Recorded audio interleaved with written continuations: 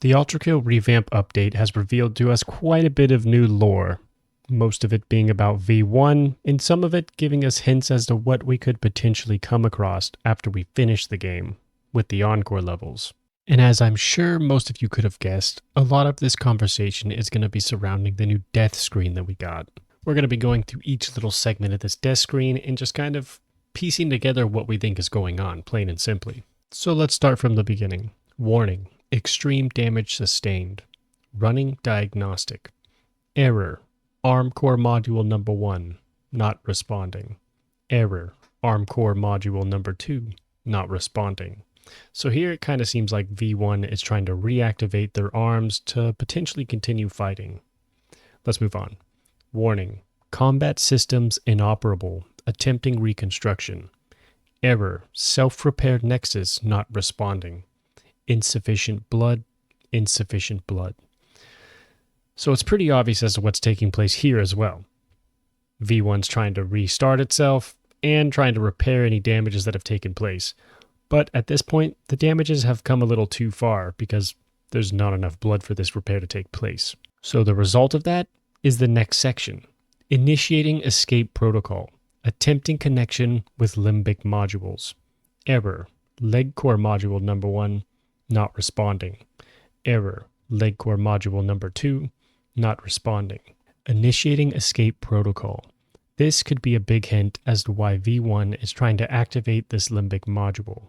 This limbic module, if it's similar to the limbic system in humans, is responsible for the fight or flight response. And because it says initiating escape protocol, obviously V1 was programmed to try to flee in a situation like this. And now I don't think this is just exclusive to V1. I think all V models are like this, because we saw V2 successfully escape one time whenever we encountered them the first time, and then V2 tried to escape a second time, but wasn't so lucky. But obviously in this situation, no escape protocol was able to take place, so let's continue on. Warning. Unable to sustain motor functions. Error. Visual cortex malfunction. Error. Limbic function not responding. Insufficient blood. Insufficient blood. So here they're trying to see what's going on. They're trying to activate the limbic system, but it can't take place because, well, they have no blood. Next part. Warning. Unable to sustain internal organs. Pulse failure. Pulse failure. Pulse failure. Shutdown imminent.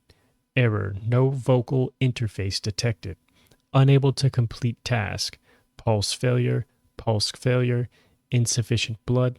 Insufficient blood.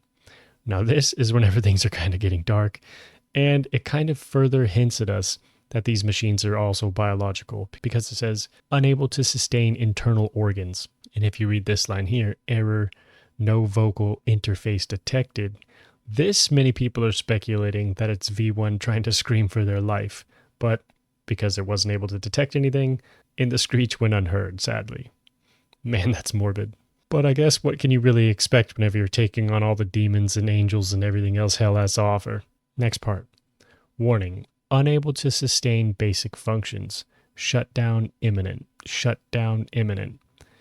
And then it just repeats over and over and over. I don't want to die. I don't want to die. I don't want to die. And so on. This last part shows us that V1 actually is sentient and is afraid to die, which just goes to further confirm some of the things that we already know, that many of the machines in this game are sentient. We have the Gutterman with the journal that we saw in the violence layer, and we have V2 with the attitude that we see, especially the second time we encounter him, showcasing the personality. But now let's kind of veer away from V1 for just a split second, because at the very end of the death screen, something very interesting is shown to us. This red eye. Now, this image looks like it's distorted, or this person has two different irises, but I think that's unlikely. I think the image is just distorted. And many people are speculating that this is the eye of hell, which, I mean, honestly, I kind of support that speculation. I can't really think of it or imagine anything else that it could be. I guess we'll just have to find out later on down the road, I guess. Not much information on it. But now let's go to the title screen of V1, where it shows us more stuff. We'll start from the top and work our way down. Visual cortex model, status check. Time processing dilation system, okay.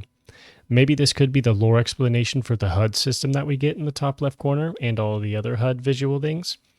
And then the next one is visual processing accuracy minimal. This could be a lore explanation for the low poly graphics we get, which in my opinion is pretty damn cool. We already kind of knew this, but it's actually kind of cool to see it like written down and confirmed in the lore in the game. Now let's move over here to the left. Wing Module 8, status check. Matter Energy Conversion Storage System, okay. Instant Propulsion System, okay. Continuous Propulsion System, okay. Automatic Body Reorientation System, okay.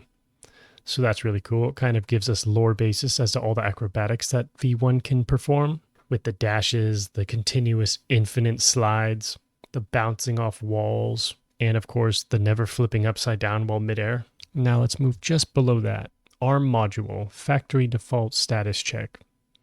Inertia correction system, okay. Center of gravity auto balancer system, okay.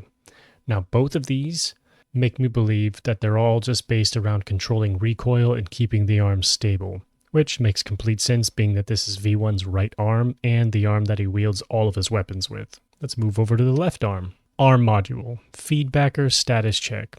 Vector redirection system, okay.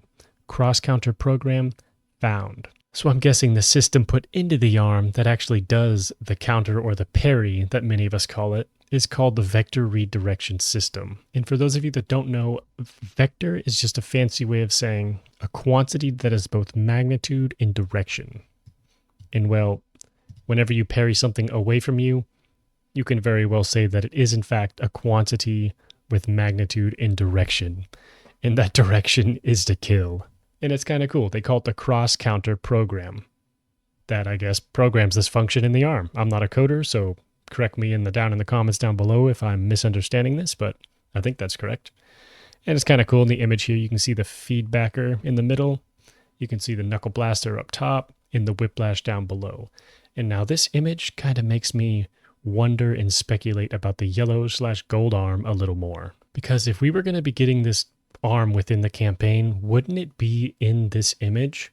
And this makes me think back to my old idea in what I speculated in the past, is that we're going to be getting the gold/yellow arm at the very end of the game, kind of as a reward for completing the game and giving us another reason to play it.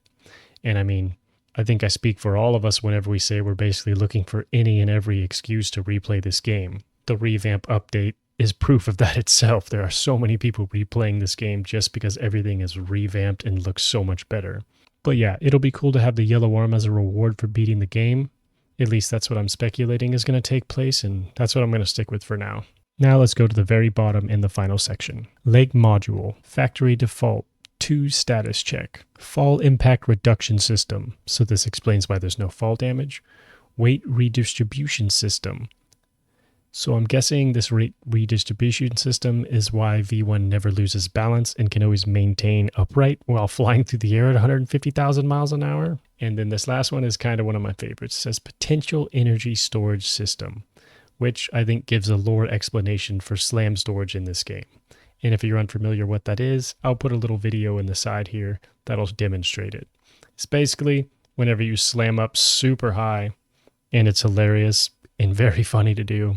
And it's actually pretty damn useful. Other than the stuff I found here about V1, nothing else really seemed of any true substance that I could personally find. Let me know if you guys found anything that I may have missed down in the comments below, and I'll definitely check it out. But yeah, for now, we're going to move on to talking about the Encore levels, and probably end the video after that. So if you haven't already played the Encore levels, I would highly recommend doing so, and maybe clicking off this video, because we're going to be looking at them, and it's probably going to spoil it for you. Now, 3, 2, 1, that was your chance to escape. So the Encore levels, it appears we're returning to them after V1 has already traveled through them the first time, many of them being destroyed. We have the first one, featuring mostly snow, like everything's frozen over, and this is supposed to be like the entrance of hell. So if the entrance of hell is frozen over whenever it was previously super hot, makes me wonder what took place here.